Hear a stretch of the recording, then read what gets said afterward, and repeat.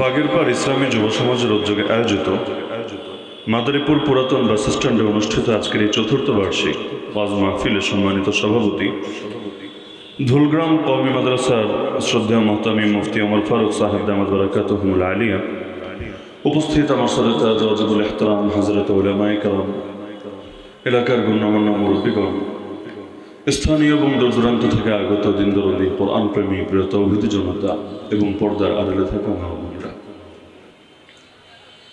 আজকের দিনটা একটা ঐতিহাসিক দিন। 5ই মে। যতদিন পর্যন্ত বাংলাদেশ থাকবে আমার ধারণা ইনশাআল্লাহ সুম্মা ইনশাআল্লাহ এই দিনের ইতিহাসটা উম্মত স্মরণ করতে বাধ্য হবে।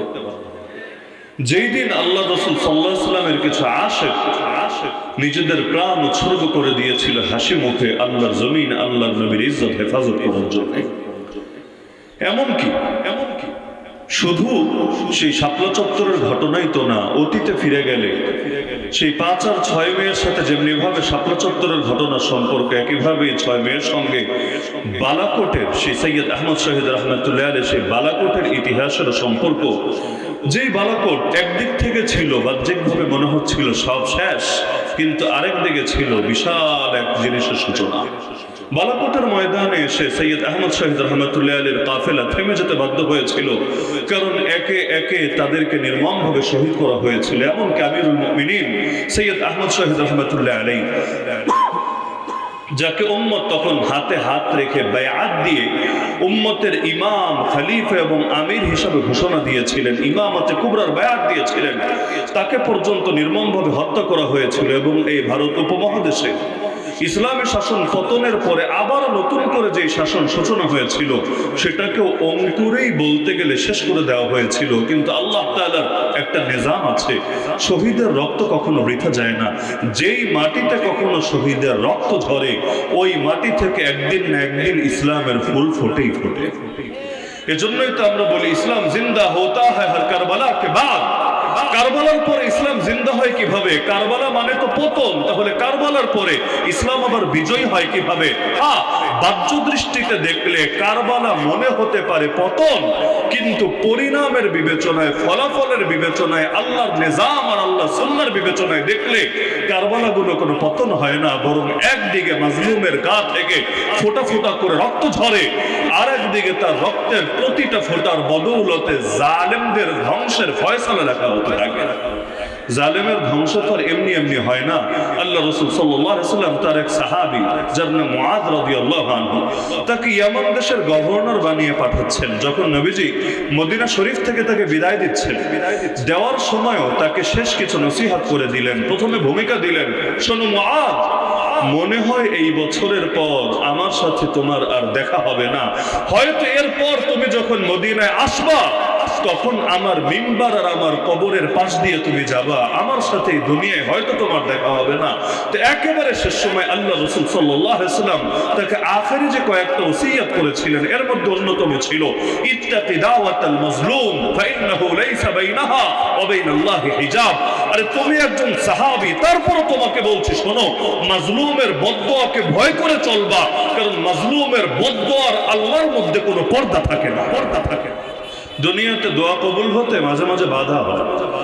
জমিনে বসে বান্দা দোয়া করে কিন্তু রব পর্যন্ত দোয়া পৌঁছায় না। যেমন যাদের হারাম ইনকাম আছে, হারাম কামাই করে, হারাম খায়, হারাম কাপড় চোপড় পরে, আল্লাহ রাসূল সাল্লাল্লাহু আলাইহি ওয়াসাল্লাম বলেন এমন ব্যক্তি যদি প্রচন্ড পেরেশান হয়ে উস্কো খুস্কো চুল নিয়ে, ধুলোমলিন পা নিয়ে কোন এক উন্মুক্ত প্রান্তরে দাঁড়িয়ে আল্লাহকে ডাকতে থাকে, ইয়া রাব্বি ইয়া রাব্বি ইয়া রাব, হে আমার রব, হে আমার রব, হে আমার রব। কিন্তু নবী বলেন তার অবস্থা হলো এমন, মাতামুহু হারাম ওয়া মাশরাবুহু হারাম ওয়া মালবাসুহু হারাম ওয়া গুযিয়া বিল হারাম ফাআন্না ইস্তাজাবু লিযালিক। অথচ তার অবস্থা হলো যা খায় সেটাও হারাম, যা পান করে সেটাও হারাম, যে কাপড় পরিধান করে সেটাও হারাম, এমনকি তার রক্ত মাংস গোশত এগুলো যে গঠিত হয়েছে এগুলো হারামের অর্থ দ্বারা গঠিত হয়েছে। নবী বলেন ও যতই কাঁদুক, যতই আল্লাহর কাছে ফরিয়াদ করুক, কিভাবে বা ওর দোয়া কবুল হবে, কেনই বা ওর দোয়ায় সাড়া দেওয়া হবে? তো দেখা যায় দোয়া কবুলের পথে কিছু বাধা থাকে। যদি এমন হয় কোনো ব্যক্তি হারামে জড়িত থাকে, তার দোয়া আল্লাহ পর্যন্ত পৌঁছে না, বাধা পড়ে যায়, পর্দা পড়ে যায়, আল্লাহ রাসূল মুআয রাদিয়াল্লাহু আনহুকে বুঝিয়ে দিচ্ছেন, শোনো, তুমি একজন সাহাবী, তুমি যদি তোমার দ্বারাও যদি কারোর উপর জুলুম হয়, মাজলুম কে এটা বড় কথা না, সে যদি কোনো অমুসলিমও হয়, কিন্তু মাজলুম যদি বিচার দেয়, বদদুয়া দেয়, ফরিয়াদ জানায়, তাহলে সেই মাজলুমের বদদুয়া আল্লাহ পর্যন্ত পৌঁছতে মোটেও সময় লাগে না, আল্লাহ সেটা অবশ্যই কবুল করে নেয়। হ্যাঁ, তবে কবুল করার একটা অর্থ আবার অনেকে বোঝে না, অনেকে ভাবে, যেমন আমাদেরকে রিমান্ডে বলতো এই 5ই মে, একদিকে তো শাপলার ইতিহাস, আর একদিকে আমি নিজেও গ্রেফতার হয়েছিলাম এই মে মাসের 5 তারিখে 2021 সালে।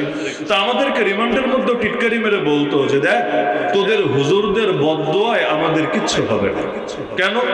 কারণ বদদুয়ায় যদি কিছু হতো, এই পরিমাণ বদদুয়া ইতিমধ্যে আমরা পেয়ে গেছি, আমাদের নাম নিশানাও বাকি থাকতো না, তো নতুন করে আর কি বদদুয়া দিবা? কারণ আমরা গ্রেফতার হলাম মে মাসে, আপনাদের মনে থাকার কথা নরেন্দ্র মোদীকে কেন্দ্র করে যে ঝামেলা হলো, ঝামেলার পর থেকেই তো গ্রেফতারি শুরু হলো। তো মে মাস আসতে আসতে রমজানের, আমি গ্রেফতার হলাম 23 রমজান, 23 রমজান আসতে আসতে কয়েকশো আলেম ওলামা গ্রেফতার হয়ে গেছে।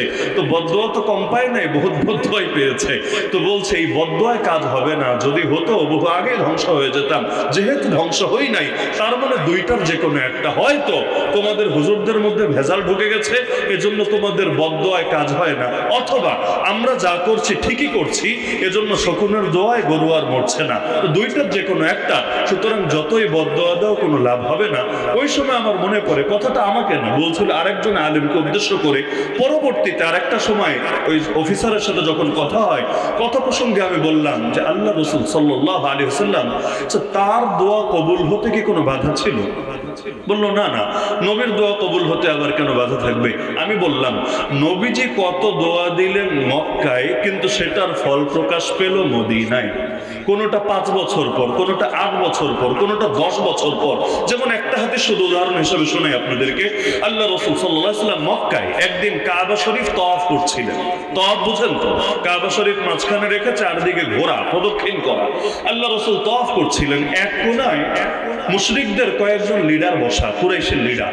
আল্লাহ রাসূল চক্কর খেতে খেতে তাওয়াফ শুরু করতে হয় হাজরে আসওয়াদ থেকে, হাজরে আসওয়াদ থেকে শুরু করে আবার হাজরে আসওয়াদ পর্যন্ত আসলে এক চক্কর, এভাবে 60টা চক্কর যদি খায় তাহলে একটা তাওয়াফ সমাপ্ত হয়। আল্লাহ রাসূল তাওয়াফ করতে করতে যেই কয়েকবার ওদের সামনে দিয়ে যাচ্ছিলেন, একসঙ্গে কয়েকজন লিডার বসা, নবীকে দেখলেই আজে বাজে মন্তব্য করছিল নবীজিকে নিয়ে। এই জামানায়ও দেখবেন হুজুরদেরকে নিয়ে যদি পত্রিকায় কোনো রিপোর্ট থাকে, বিশেষ করে পজিটিভ রিপোর্ট থাকে, কমেন্টে দেখবেন কিছু মানুষের কাজই হলো এরা গালি দেওয়ার ঠিকাদারি নিয়ে নিয়েছে। মানে হুজুর একটা দেখলে গালি না দিলে পেটের ভাত কেমন জানি হজম হয় না। অফলাইনে আবার সাহস করে না, কারণ জানে রাস্তাঘাটে হুজুরে গালি দিলে পাবলিকের মায়ের একটাও মাটিতে পড়বে না। এই নাস্তিক বেঈমানদের সব আস্ফালন, সব হুঙ্কার দেখবেন অনলাইনের বুকে, বাস্তবে দেখবেন ওরা কোনো হিম্মতই করে না। দূরে বসে বলবে দেশে ওয়াজ মাহফিল হতে দেওয়া যাবে না, রাষ্ট্রধর্ম ইসলাম থাকতে দেওয়া যাবে না, এই যাবে না সেই যাবে না, কিন্তু বাস্তবে সামনাসামনি এসে মোকাবেলা করার হিম্মত রাখে না। তো দেখা যায় আল্লাহ রাসূলকে এভাবে টিটকারি মারছিল বারবার বারবার। তো নবীকে যখন গালি দিচ্ছিল, আল্লাহ রাসূল সাল্লাল্লাহু আলাইহি ওয়াসাল্লামের চেহারা রাগে লাল হয়ে যাচ্ছিল। নবীজির চেহারা যেহেতু অনেক সুন্দর ছিল, তিনি যখন রাগান্বিত হতেন চেহারা এত লাল হতো, মনে হতো যেন তার চেহারায় কেউ ডালিমের দানাগুলো নিংড়ে দিয়ে দিয়েছে।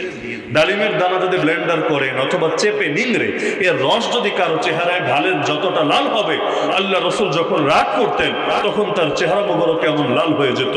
তো এরপরও নবী কিচ্ছু বলছিলেন না, তাওয়াফ করেই যাচ্ছিলেন।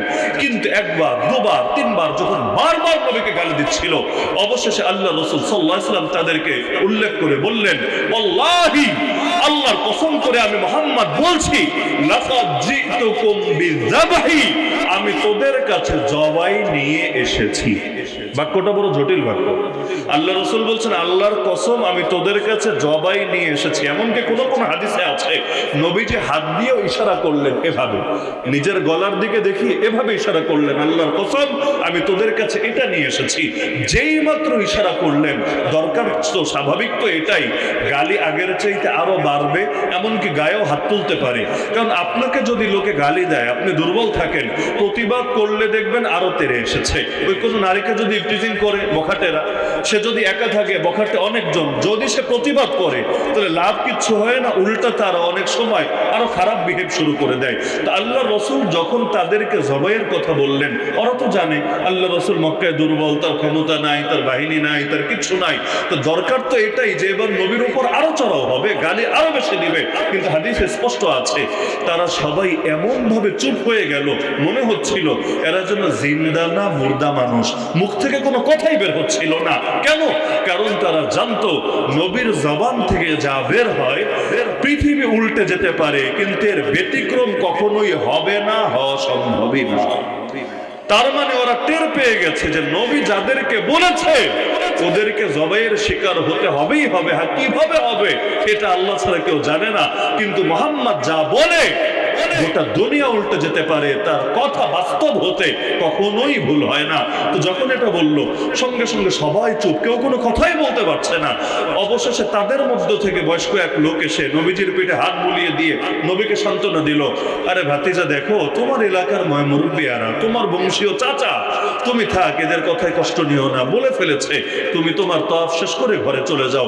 ওই দিন নবীকে দ্বিতীয় কোনো গালি দিল না, বসে বসে ওরা ভাবছিল কপাল তো শেষ। হ্যাঁ, পরবর্তী দিন নবী আবার তওয়াফ করতে বের হয়েছিলেন, তখন এত মারা মেরেছিল আল্লাহ রসুলকে, মারতে মারতে মারতে তাকে আহত করে ফেলেছিল, এমনকি তাকে রক্ষা করতে এসে সিদ্দিক আকবর আবু বকর রাদিয়াল্লাহু আনহু পর্যন্ত এত আঘাতের শিকার হয়েছিলেন, তিনি পর্যন্ত অজ্ঞান হয়ে গিয়েছিলেন। তো যেই সাহাবী হাদিসটা বর্ণনা করেন তিনি বলেন, নবী তো কথাগুলো বললেন মক্কায়, কিন্তু যেই কয়েকজন লিডার সেখানে উপস্থিত ছিল, যাদেরকে উদ্দেশ্য করে নবী বলেছিলেন আমি তোদের কাছে জবাইয়ের বিধান নিয়ে এসেছি, ওদের সব কয়টাকে ওয়াল্লাহি লাকাদ রাআইতুকুম সারআ ফি কালিবি বদর, তাদের সব কয়টাকে বদরের কূপের মধ্যে উল্টো লাশ হয়ে পড়ে থাকতে দেখেছি।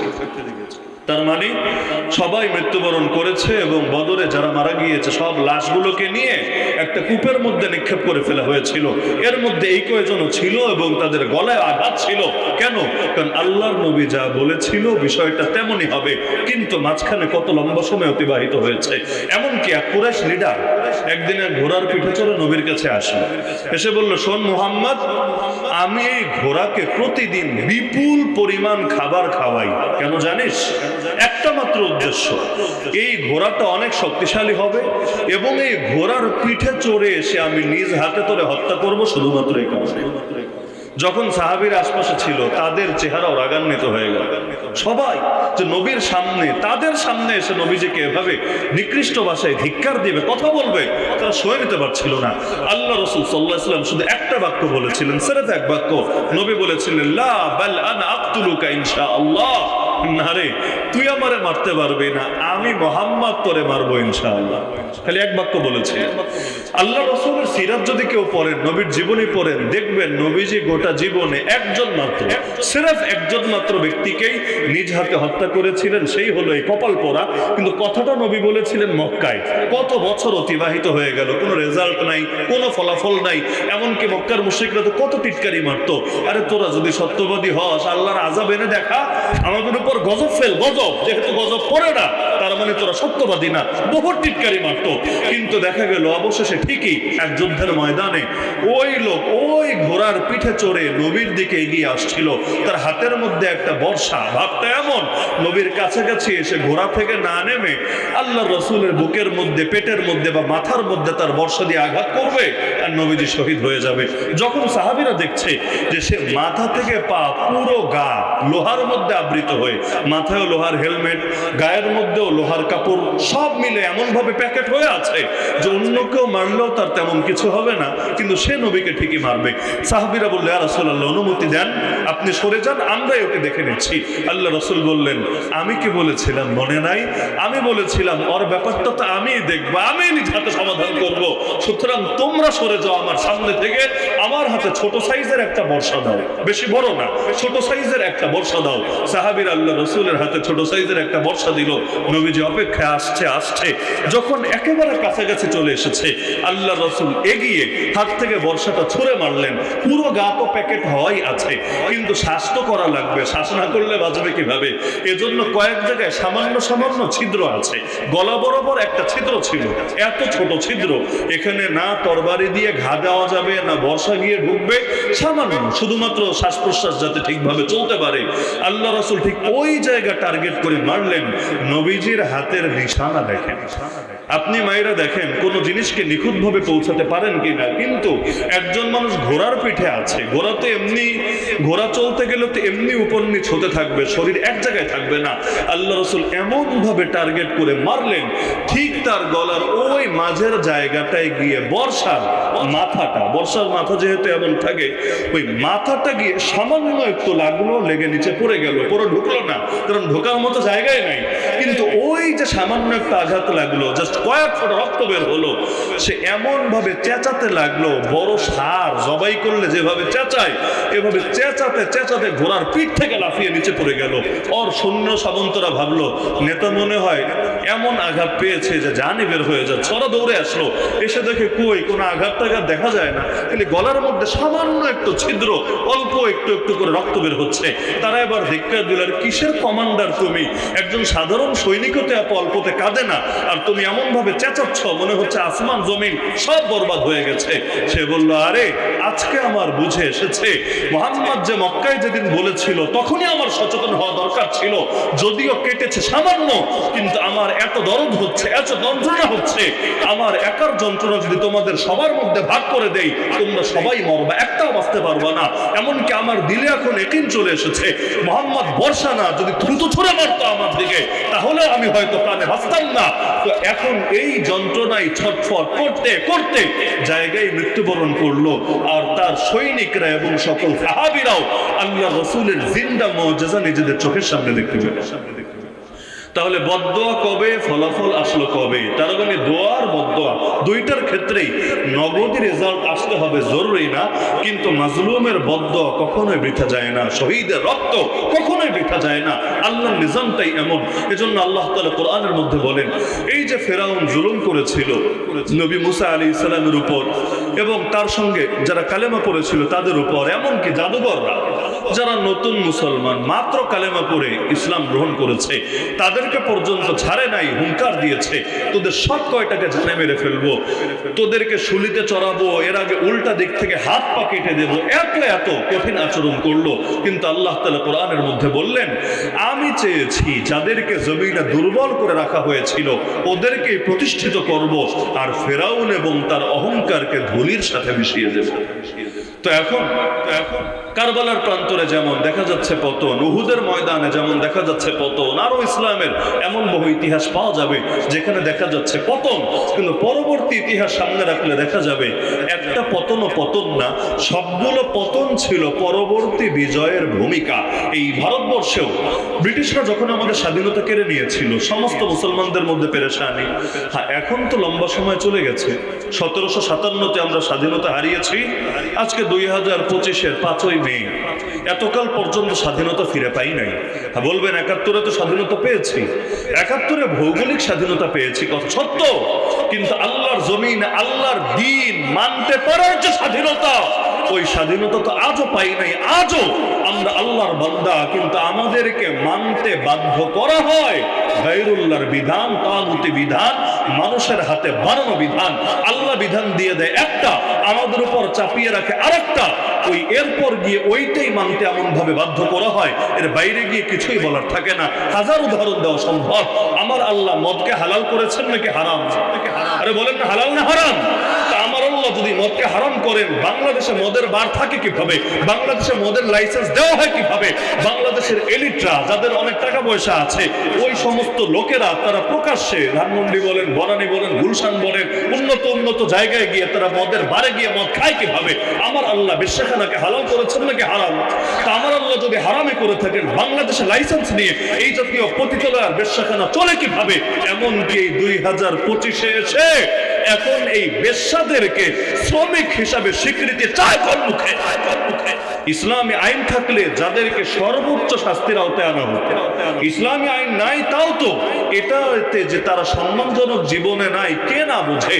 আরে যেই বাংলাদেশে সবাই ভেবেছিল এখন অন্তত এমন দিন আসবে আর কাউকে পেটের ক্ষুধার জ্বালায় নিজের দেহ ব্যবসা করে খেতে হবে না, আর কাউকে ঋণ পরিশোধের জন্য জীবনের কোনো সংগ্রামের জন্য নিজের ইজ্জত বেঁচে চলতে হবে না। ওই বাংলাদেশেও দরকার তো ছিল এদের জন্য যারা ইতিমধ্যে বেশ্যা হয়ে গেছে, পতিতা হয়ে গেছে, তাদের জন্য পারলে অন্য কোনো কর্মসংস্থানের ব্যবস্থা করবে, সম্মানজনক জীবনের ব্যবস্থা করবে।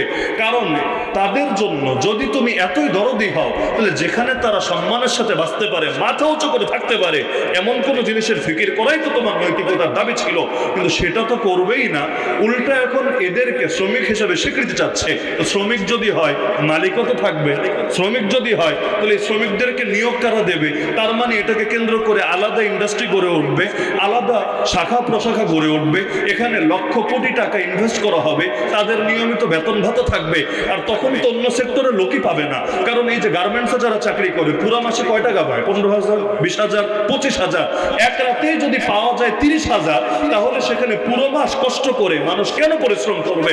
তো যাদের দিলে আল্লাহর ভয় নাই ওরা তো সবাই অন্য চাকরি বাকরি বাদ দিয়ে এই পথে ছুটবে। কারণ সহজেই যদি কোটিপতি হওয়া যায়, কষ্ট মানুষ কেনই বা করতে চাই? তো পুরো দেশটাই তো বরবাদ হবে, ধীরে ধীরে একটা জানোয়ারের সমাজে পরিণত হবে। এটা তো সম্মানজনক পেশা না, এর সাক্ষী তো তারা নিজেরাই। যেমন ধরেন আমি হুজুর মানুষ, আমি আমার বাচ্চারেও হুজুর বানানোর চেষ্টাই চালাচ্ছি। আমার বাচ্চারা সবগুলো মাদ্রাসায় পড়ছে। তো মাদ্রাসায় কেন পড়ে? ডাক্তার হওয়ার জন্য, ইঞ্জিনিয়ার হওয়ার জন্য, উকিল ব্যারিস্টার হওয়ার জন্য তার মাদ্রাসায় পড়ে না। তার মানে আমি আমার পেশা নিয়ে, আমার পরিচয় নিয়ে নিজেকে সম্মানিত বোধ করি এবং আমার বাচ্চারাও এই পেশায় আসুক, এটাকেও আমি সম্মানের চোখে দেখি। একইভাবে অনেক ডাক্তার আছে, অনেক ইঞ্জিনিয়ার আছে, অনেক উকিল ব্যারিস্টার আছে, নিজের বাচ্চাকেও এই লাইনেই, মানে সে যে লাইনে আছে ওই লাইনেই আনার জন্য ছোটবেলা থেকে চেষ্টা চালাচ্ছে। নাই এমন কেন? যে ডাক্তার তার চোখে ডাক্তারই একটা সম্মানজনক পেশা, যে ইঞ্জিনিয়ার তার চোখে ইঞ্জিনিয়ারিং একটা সম্মানজনক পেশা। কিন্তু বাংলাদেশে এমন একটা বেশ্যাও কি দেখানো সম্ভব যেই বেশ্যা নিজের মেয়েটাকেও বেশ্যাবৃত্তির পথে আনতে চায়, নিজের মেয়েটাকেও বেশ্যা বানাতে চায়? যদি এটা সম্মানজনক পেশা হতো তাহলে নিজের মেয়ের ব্যাপারেও তার একই চিন্তা লালন করত। কিন্তু এমন বহু বেশ্যার সাক্ষাৎকার শুধু দেশীয় মিডিয়া না, আন্তর্জাতিক মিডিয়া পর্যন্ত এসেছে, যারা নিজের বাচ্চা কখনো ভুলেও এই পথে পা না বাড়াক এটাই চায়। কেউ নিজের বাচ্চার স্কুলে পড়ায়, এমন মহিলার সাক্ষাৎকারও আছে নিজের বাচ্চাকে মাদ্রাসায় পড়ায় এই স্বপ্ন দেখে। নিজের জীবনটা বরবাদ হয়েছে, অন্তত তার মেয়েটা বরবাদ না হোক, সে আলোর সন্ধান পাক, সে শান্তিপূর্ণ জীবন নিয়ে বাঁচুক, পরকালেও সে মুক্তি পেয়ে যাক।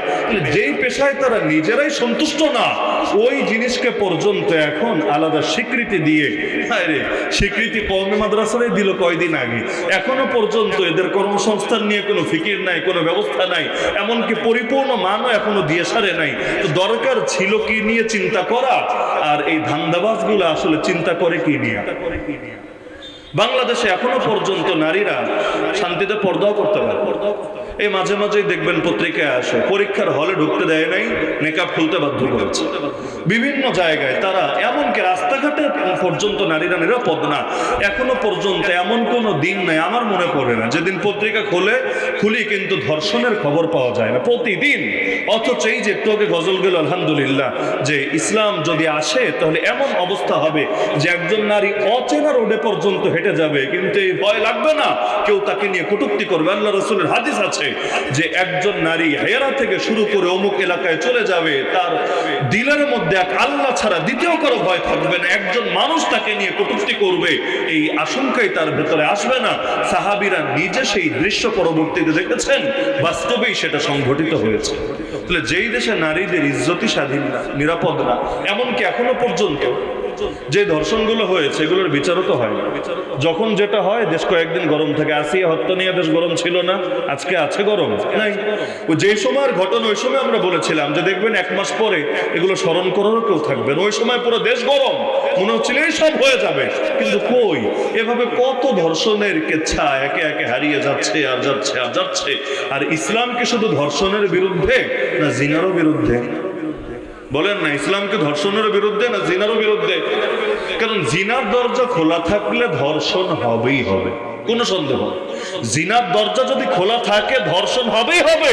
আর এখন তো মামলাও হয়, বিয়ের প্রলোভনে ধর্ষণ হয় না। মানে কি? মানে তো জিনাই ছিল এতদিন, 6 মাস, 1 বছর, 2 বছর, 5 বছর জিনা ছিল, কিন্তু বিয়া করে নাই, এখন জিনাটাই ধর্ষণ হয়ে গেল। যদি বিয়া করতো তাহলে আর ধর্ষণ হতো না, জিনা জিনাই থাকতো। এমনকি নারীবাদীদের মাথায় যে কয় কেজি গোবর আছে আল্লাহ ভালো জানে। এরা এখন নতুন পর্যন্ত নতুন দাবিও তুলছে সরকারের কাছে, বৈবাহিক ধর্ষণের ব্যাপারেও যাতে আইন থাকে, আইন, ফৌজদারি আইন। মানে বউ যদি স্বামীর নামে মামলা করে যে আমার স্বামী আমার ধর্ষণ করেছে, তাহলে খবর আছে ওই জামাইয়ের জেলখানায় থাকতে হবে। আমরা যেমন কাশিমপুরে ছিলাম, ওই রকম কপাল পোড়া স্বামীরাও আমাদের সঙ্গে কাশিমপুরে দিন কাটাতে হবে। কারণ কার বউ কবে মামলা করবে কোনো গ্যারান্টি আছে? আর এটা স্বামী বেচারা প্রমাণই বা করবে কিভাবে যে না আদালত সে রাজি ছিল, সে সম্মত ছিল, আমি তোরা জোরাজোরি করি নাই, কোনো প্রকার, বিশ্বাস করেন, কোনো চাপ দেই নাই, কিচ্ছু করি নাই, সে নিজের থেকেই রাজি ছিল। কিভাবে প্রমাণ করবে? সম্ভবিত না। তার মানে বুঝেন, মানুষ দিনকে দিন বিয়েতে আগ্রহ হারিয়ে ফেলে। হারাবে তো হারাবে, বৈবাহিক ধর্ষণে শব্দের কারণে আসল ধর্ষণ যেটা, ওইটার ব্যাপারেও মানুষের যে রাগ আছে, ক্ষোভ আছে, এটা নষ্ট হবে। দিন শেষে ধর্ষিতারা আর বিচার পাবে না, কারণ মানুষের কাছে এই মামলারও কোনো দাম থাকবে না। বিগত দিনেও যেমন জঙ্গি মামলা দিতে দিতে দিতে দিতে দিতে এই মামলার কোনো দামই রাখেনি। বিশ্বাস হয় না? হুজুর একটা ধরলেই জঙ্গি, দাড়িওয়ালা ছেলে একটা ধরলেই জঙ্গি, যুবক একটা ধরলেই জঙ্গি। এমনকি এই যে মাহফিল করলো, কারো দিলে ধরেন চুলকানি, এখন তো আলহামদুলিল্লাহ চুলকানির দিন শেষ, এখন কেউ চুলকাতে আসলে পাবলিক তারে চুলকায় দেয়। গত বছরও তো আমার মনে আছে এই মাহফিলে আল্লামা খালেদ সাইফুল্লাহ আইয়ুবী সাহেব এসেও বয়ান করতে পারেন, মনে আছে না? শেষ টাইমে আমার বয়ান করতে হয়েছে, এসেও এই রুমে বসেও বয়ান করতে পারেন নাই, স্টেজ পর্যন্ত উঠতে পারেন নাই, কিছু লোকের গাত্রদাহ হয়েছে। তাহলে এইরকম একজন ব্যক্তি, যিনি খুব রাজনীতিবিদও না, কোন দলের তিনি সদস্যও না, কিচ্ছু না, এইরকম একজন শান্তিপূর্ণ এবং পীর সাহেব মানুষ, তার সামনে যদি এরকম করতে পারে, তাহলে বাকিদের সামনে কি করেছে এগুলো তো আপনাদের না দেখলেও অধিকাংশ তো অনুমান করার মতো যোগ্যতা আছে। এত জুলুম টুলুম করলো, তো এই যে জঙ্গি শব্দ দিয়েই তো বেশি দমাতে চেয়েছিল। এই যে আজকে আলহামদুলিল্লাহ আমার ভালো লেগেছে, কালেমার পতাকা উঠছে চারদিকে, রাস্তায়ও দেখেন বিশাল করে কালেমার পতাকা, অনেকের কপালের মধ্যেও দেখলাম, এই যে এখানেও ছেলেরা আছে কালেমার, তারা কপালের মধ্যে কাপড় বেঁধে রেখেছে, আরো এখানে অনেকজনের দেখা যাচ্ছে। অথচ বিগত সময় এমনও ছিল এই কালেমার পতাকা দেখলে কি রে কালেমা কেন, অন্যটা থাকলে সমস্যা নেই, কালেমা কেন, ব্যাস এটার কারণেই জঙ্গিবাদের ট্যাগ লাগাই দিত। মানুষ কালেমা ব্যবহার করতে পর্যন্ত ভয় পেতে শুরু করেছিল, নাউযুবিল্লাহ মিন যালিক। কিন্তু ফলাফল কি হয়েছে? এই পাইকারি হারে জঙ্গি মামলা দিতে দিতে মামলার ইজ্জতই ফুরিয়ে গেছে। আমরা কারাগারে দেখতাম ছেলেরা দুঃখে গজল গায়, মানে আমি জঙ্গি জঙ্গি গর্বিত, এই টাইপের এক একটা গজল গায়। কেন? কারণ যারা ধরবে তারই জঙ্গি, সঙ্গে থাকলে সঙ্গী, আর পা যদি না চাটে বাস তাহলেই হয়ে যাবে জঙ্গি। আল্লাহ হেফাজত করুক। তো এখন ধর্ষণ মামলা নিয়েও যদি এভাবে পাইকারি হারে মামলা দেওয়া শুরু করে, 2 দিন পর আসল ধর্ষণ মামলার কোনো ইজ্জত থাকবে? মানুষ তো তখন ধর্ষণ বিষয়টাকেও পান্তাবাদ বানিয়ে ফেলবে। তো বলছিলাম আল্লাহ যেটাকে হারাম করেন সেটা হারামই থাকে। তো বেশ্যাখানে হারাম না হালাল? তাহলে বাংলাদেশে হালাল করলোটাকে? এই যে ভাস্কর্য মূর্তি দিয়ে দেশ ভরে ফেলেছিল, মাদারীপুরে আছে কিনা আমি জানি না, আছে? তো এই যে মাদারীপুরের থেকে শুরু করে পুরো দেশে যত ভাস্কর্য ছিল, আল্লাহ কি এগুলোকে হালাল করেছেন না হারাম? তাহলে এই দেশে কারা হালাল করলো? তাহলে দেখেন, একটা স্বাধীন দেশে স্বাধীনভাবে আল্লাহর দিন মানা যায় না। কোর্ট কাছারিতে গেলে কোরআন দিয়ে বিচার পাওয়া যায় না, ব্যাংকে গেলে কোরআন সুন্নাহর আলোকে লেনদেন করা যায় না, এমনকি অধিকাংশ জায়গায় কোরআন সুন্নাহ দিয়ে কিছুই করা যায় না। কোরআন সুন্নাহ দিয়ে শুধু নামাজ পড়া যায়, রোজা রাখা যায়, হজ করা যায়, যাকাত দেওয়া যায়, এর বাইরে এমনকি পারিবারিক আইনের মধ্যে পর্যন্ত কোরআন সুন্নাহ অধিকাংশ ক্ষেত্রে অনুসরণ করা হয় না। এখন তো এগুলোকে বাদই দিতে চায়, আগে যা ছিল তাও বাদ দিতে চায়। অথচ বিগত দিনেও দেখা গিয়েছে কেউ যদি 3 তালাক দেয় বউরে, কোর্ট কাচারিতে গেলে বা সালিশে বসলে কিভাবে জানে মিটমাট করে দেয়, এমন ভাবে সমাধান করে দিবে, হ্যাঁ কিছু টাকা যাবে, 5,000 10,000 20,000 যেতে পারে। তো 3 তালাক দেওয়ার পরও বউয়ের সাথে সংসার করার ব্যবস্থা হয়তো চেয়ারম্যানরা করে দিবে, না হলে আদালতের জজ যারা থাকে তারা করে দিবে। এবং এটা নিয়ে কোনো হুজুর মন্তব্য করলে ওই হুজুরের উল্টা মামলা খেতে হবে, আদালত অবমাননার মামলা অথবা আইনের বিরুদ্ধে রাষ্ট্রদ্রোহী হওয়ার মামলা, নাউযুবিল্লাহি মিন যালিক। অথচ 4 ইমাম একমত, ইমাম আবু হানিফা, হানিফা, ইমাম শাফি, ইমাম মালিক, ইমাম আহমদ বিন হাম্বল, আর 4 ইমাম যদি কোনো মাসালায় একমত হয়ে যায় সেটাকে সর্বসম্মত ইজমাই মাসালার পর্যায়ে গণ্য করা হয়। তারা 4 জন একমত, নিজের বউরে যদি কেউ 3 তালাক দেয়, এক মজলিসে বসেও 3 তালাক যদি দেয়, তাহলে তালাক 3টাই হয়ে যায়, স্ত্রী তার থেকে চিরতরে আলাদা হয়ে যায়। আর পরবর্তীতে যদি অন্য কোনো স্বামীর সাথে বিয়ে হয়, সেখানে ছাড়াছাড়ি হয় অথবা সেই স্বামী মারা যায়, তখন সেটা তার জন্য হালাল হয়, এর আগ পর্যন্ত হালাল হয় না। আবার দ্বিতীয় বিয়েটাও ইচ্ছা করে, মানে চুক্তি করে করে দেওয়া যায় না।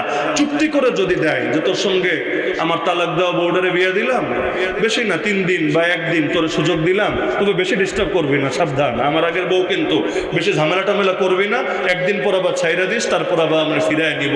গ্রামে গঞ্জে এগুলো চলতো এক সময়, হিল্লা বিয়ে, এবং অনেকে এগুলো করতেও খুব আগ্রহী ছিল। 1 রাতের জন্য 2 রাতের জন্য বিয়ে করবে, করার পর আবার আগের জনের কাছে ফিরে যাবে। কিন্তু হাদিসে আছে কেউ যদি এভাবে চুক্তি করে অথবা যার জন্য করবে, লাআনাল্লাহুল মুহাল্লিল ওয়াল মুহাল্লাল লাহু, তাদের উভয়ের উপর আল্লাহ লানত পড়বে, আল্লাহর অভিশাপ পড়বে।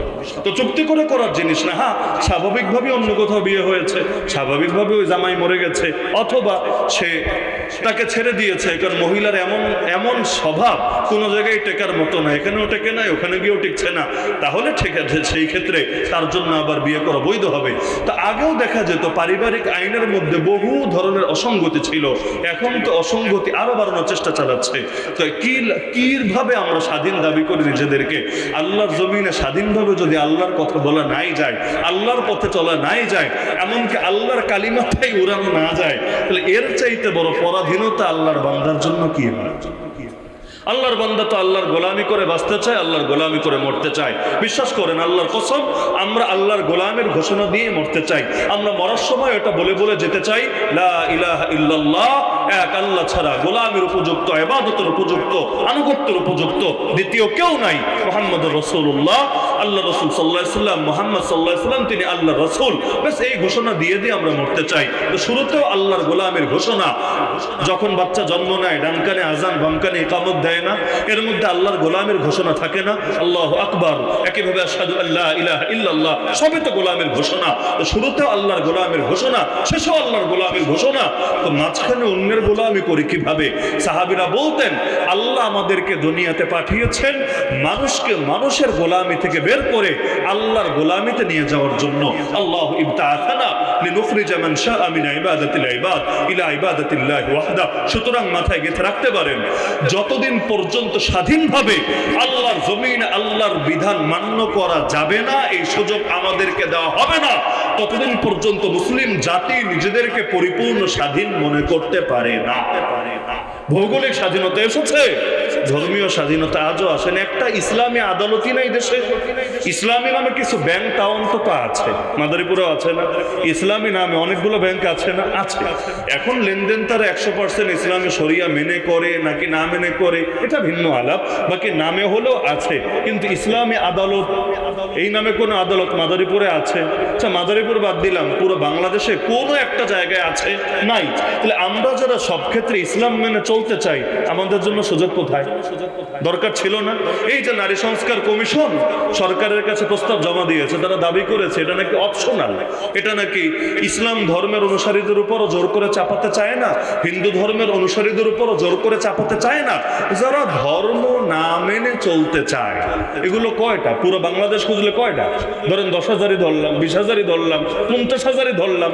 এদের জন্য নাকি প্রস্তাবনা, মানে এত টাকা খরচ করে, দেশের টাকা, আমার টাকা, আপনার টাকা খরচ করে কমিশন বানিয়ে, এতদিন মিটিং করে, এত কিছু করে, বড় একটা রিপোর্ট বানিয়ে, এটা নাকি গুটি কয়েক নাস্তিকের জন্য, যারা ধর্ম মানতে চায় না। তো ঠিক আছে, মানলাম যেগুলো তোদের নাস্তিকদের জন্য নতুন বিধান, নতুন কিতাব, নতুন আইন, ভালো কথা।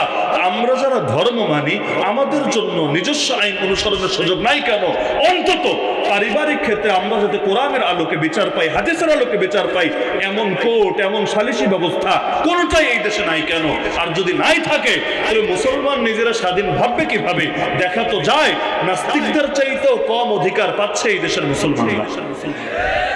এবং বাস্তবেও তাই।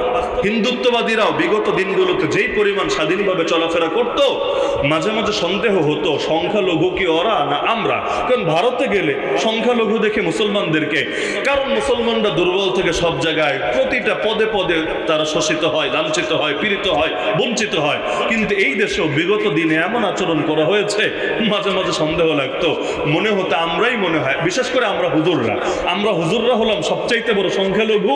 আর ওই হিন্দুত্ববাদীরা যারা আছে, চিন্ময় দাস থেকে শুরু করে এই টাইপের যারা আছে, ওরা হলো বাংলাদেশের সবচাইতে সংখ্যাগুরু।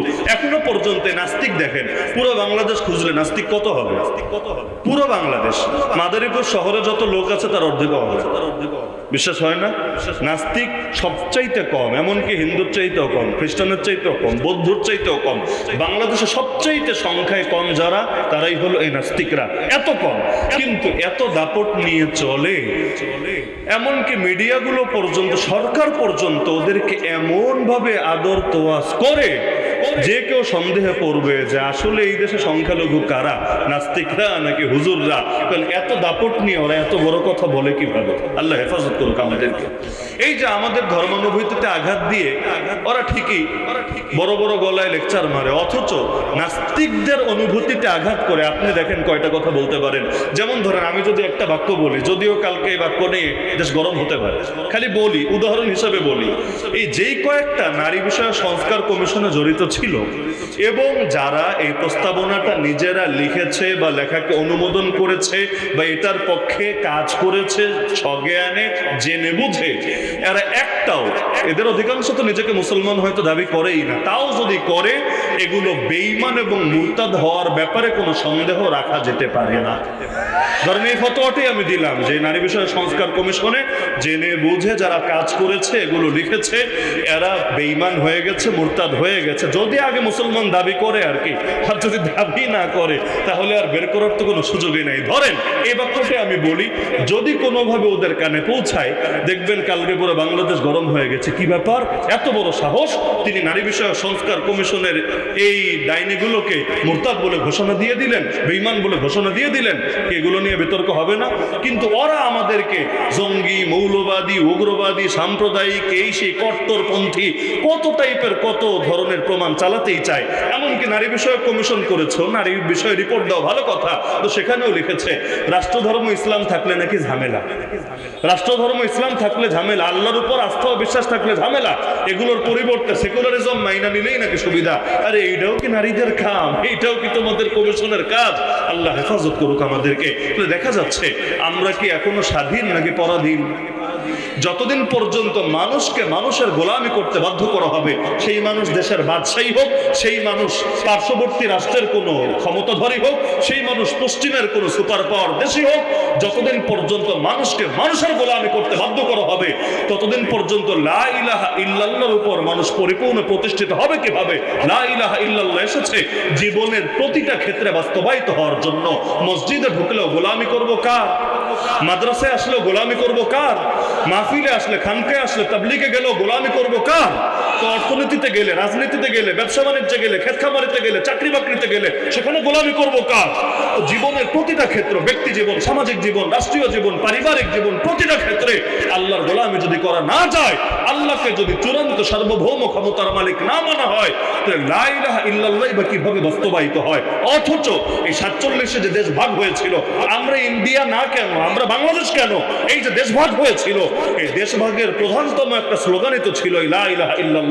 বলা হয় নাই পাকিস্তান কা মতলব কিয়া? তখন তো দেশে পাকিস্তান, দেশে দুইটা, এক হলো হিন্দুস্তান, এক পাকিস্তান। এবং ওই সময় এটাকেও পাকিস্তানের অংশ বানাতে এখানকার নেতাদেরও তো আপত্তি ছিল না। কি ছিল নাকি? আমরা তো দুনিয়াতে আসিনি, আমাদের অনেকের বাপেরও আসে নাই, কিন্তু ওই সময়ের যারা নেতা ছিল তারা কি দেশভাগে আপত্তি করেছিল?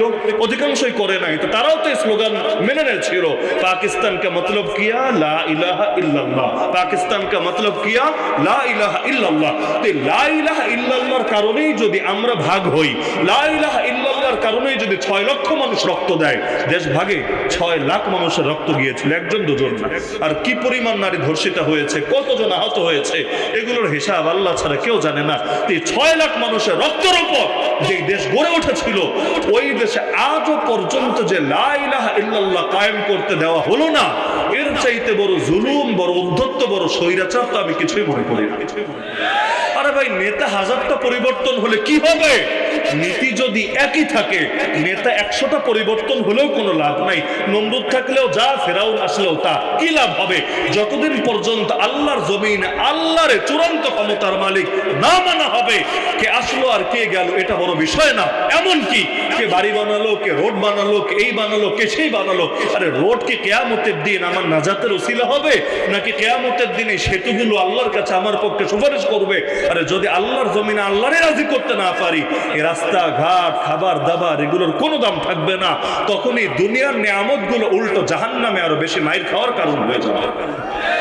কিন্তু দুঃখের বিষয়, সেই 1757 থেকে আজ 2025 অর্ধেক হয়ে চলছে প্রায়, এখনো পর্যন্ত সেই যে স্বাধীনতা হারিয়েছে আর সেই স্বাধীনতা ফিরে পাই নাই। মাঝখানে একবার এসেছিল, ওই যে বললাম সৈয়দ আহমদ শহীদ রহমতুল্লাহর হাত ধরে বিজয় যাত্রা শুরু করেছিলেন। এক মুফতি ফতোয়া দিয়েছিলেন। মুফতিদের ফতোয়া বড় দাম আছে, সেকুলাররা বোঝে না, নাস্তিকরা বোঝে না, কিন্তু বাস্তবে মুফতিদের ফতোয়ায় অনেক দাম আছে। এক একটা ফতোয়া মাঝে মাঝে এক একটা বিপ্লব ঘটায় দেয়। আলহামদুলিল্লাহ, হুজুরদের শক্তি এমনি দেখা যায় না। আসলেই হুজুরদের শক্তি এমনি দেখা যায় না। তাদের হাতে বোমাও নাই, তাদের হাতে অস্ত্রও নাই, তাদের হয়তো বড় কিছুই নাই, কিন্তু তাদের সাথে তো আল্লাহ সম্পর্ক আছে। আর কিছু থাক বা না থাক, ওইখান থেকে যদি ফয়সালা নেমে আসে, পৃথিবীর মানুষ সেটাকে কিভাবে ঠেকাতে পারে? এই দুর্বল, এই অসহায়, নিরীহ হুজুরদের পাওয়ার দেখেন না। আলহামদুলিল্লাহ, আফগানিস্তানের জমিনে এই হুজুরদের হাত ধরেই তো আবারও দিন প্রতিষ্ঠা হয়েছে। হুজুরদের হাত ধরে না, কওমি মাদ্রাসার একজন হুজুর, কয়েকজন ছাত্র। মোল্লা ওমর কি একজন হুজুর? তো অনেক বড় হুজুর না যে শাইখুল হাদিস, মুফতি আজম, বড় মুহাদ্দিস, বড় বক্তা, কিচ্ছু না রে ভাই।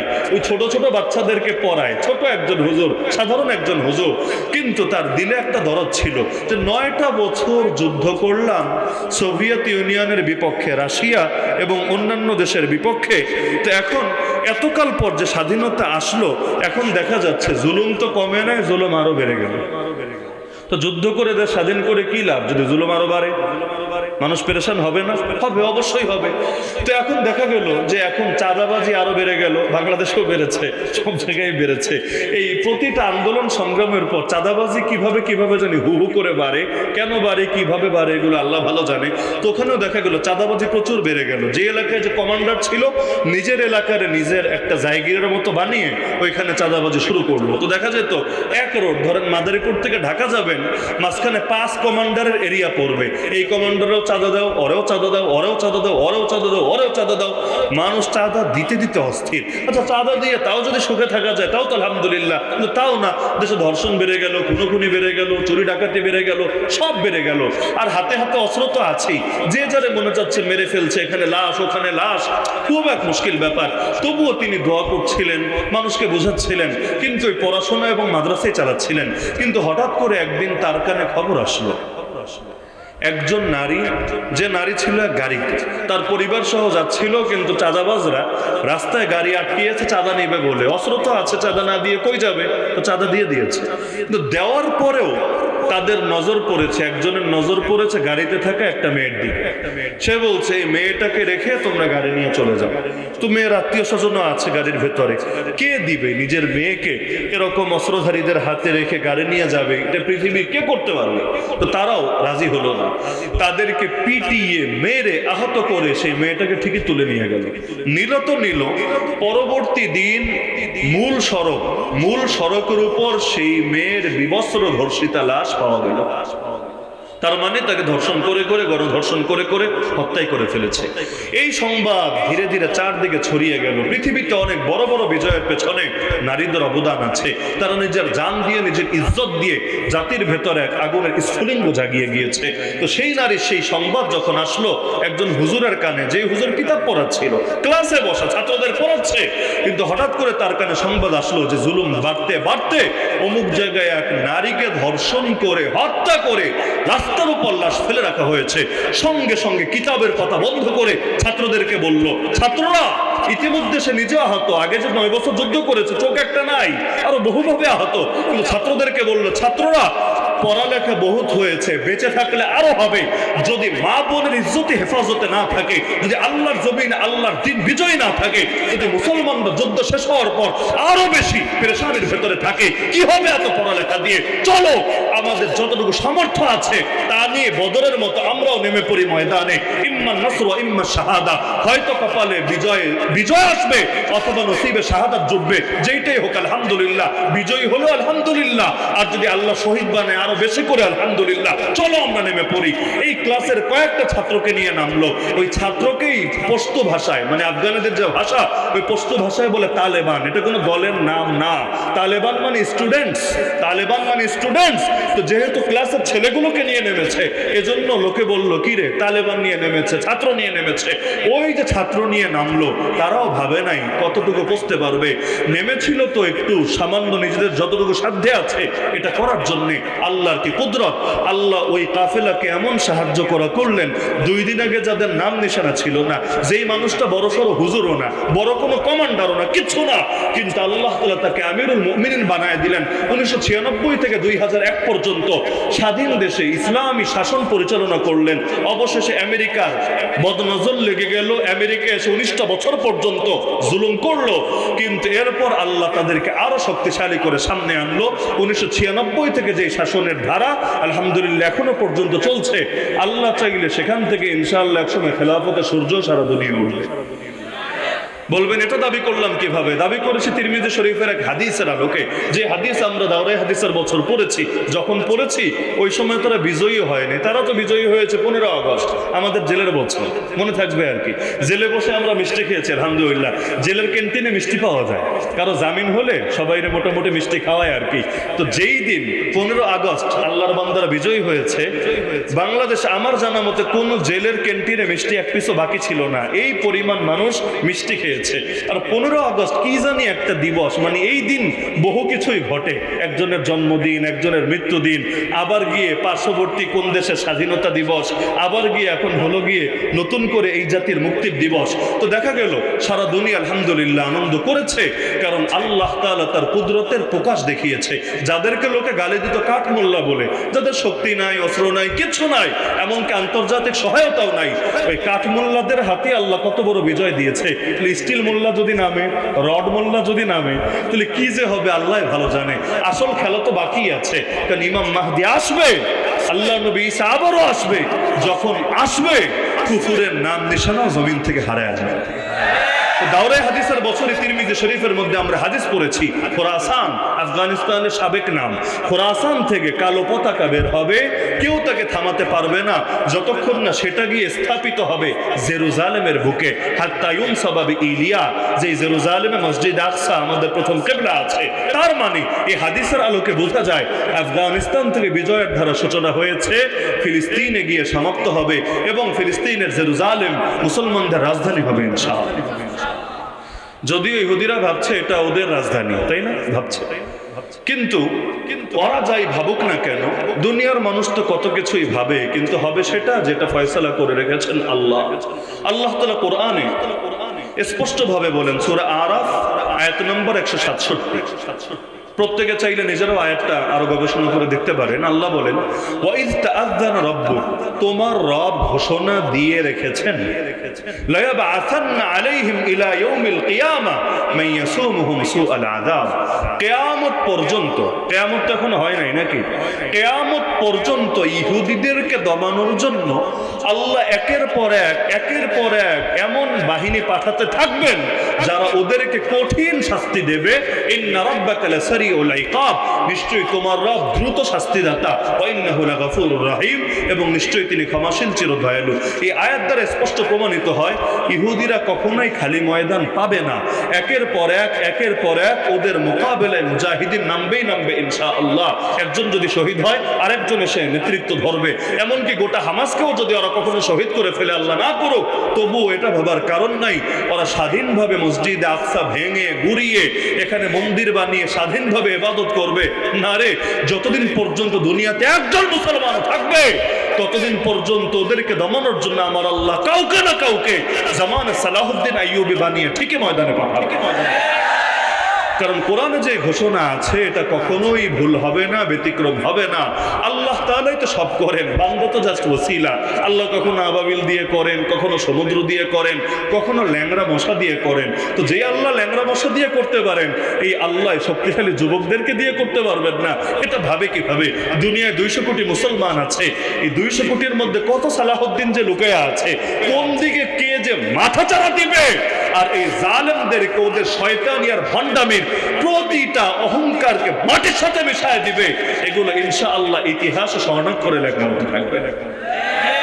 তো এখন দেখা যাচ্ছে যে এই দুর্বল মানুষদের দিয়ে আল্লাহ কাজ করায় না। তো 1757-তে স্বাধীনতা হারালাম, এরপর একজন হুজুর একটা ফতোয়া দিয়েছিল, যে হুজুরের নাম শাহ আব্দুল আজিজ মুহাদ্দিস দেহলভী রহমতুল্লাহ আলাইহি, নাম হয়তো অনেকেই শুনেছেন। তিনি ফতোয়া দিলেন, হিন্দুস্তান মানে তখন তো পুরোটাই এক, তখন পাকিস্তান বলতে কিছু নাই, বাংলাদেশ বলতে কিছু নাই, পুরোটাই এক। যে হিন্দুস্তান দারুল হারব হয়ে গেছে, কুফুরের ভূমি হয়ে গেছে, এবং এটাকে পুনরায় উদ্ধার করা, মুক্ত করা এবং এখান থেকে ব্রিটিশদের শাসনকে উচ্ছেদ করা প্রতিটা সক্ষম বালেগ মুসলমানের উপর ফরজ দায়িত্ব হয়ে গেছে। মজার বিষয়, যেই সময় তিনি ফতোয়া দিচ্ছেন ওই সময়ও গদিতে যিনি বসে আছেন তিনি মোগল বাদশাহ। তখনও কিন্তু মোগলদের পুরোপুরি উচ্ছেদ হয় নাই, গদিতে মোগলরা আছে। মোগল তো বুঝেন, সে আওরঙ্গজেব আলমগীররা অতীতে শাসন করেছে, ওই বংশের লোকেরাই এখনো গদিতে বসে আছে। তার মানে গদিতে কোনো খ্রিস্টান না, গদিতে কোনো হিন্দু না, গদিতে মুসলমানই আছে। এবং রাজবংশের লোকেরাই, যারা ইতিপূর্বে এই অঞ্চলে ইসলামী শাসন করেছে 1-2 বছর না, শত বছর ধরে, শত বছর ধরে ওই বংশের লোকই আছে। তবুও তিনি ফতোয়া দিলেন এটার ইসলামের ভূমি নাই, কুফুরের ভূমি হয়ে গেছে। বলবেন কেন? গদিতে যে ইসলামী লোক আছে এটা উনি দেখে না? হ্যাঁ দেখে, কিন্তু এই ফতোয়া ভুল ছিল না। উলামায়ে কেরাম এটাকে সঠিক বলে মেনে নিয়েছে। আজ ওই ফতোয়াকে তারা সঠিকই মনে করে। কেন? কারণ গদিতে কে বসে আছে ভাই এটা বড় বিষয় না, আসলে আদর্শ কোনটা চলে এইটা বড় বিষয়। যেমন বাংলাদেশে সর্বপ্রধান গদি তো হলো রাষ্ট্রপতির গদি হিসাবে, তাই না? রাষ্ট্রপতি, পতি মানে স্বামী, পতি মানে স্বামী। ওই বলে না অনেক মহিলাকে পতি ভক্ত, স্বামী ভক্ত। তো রাষ্ট্রের স্বামী হলো কে?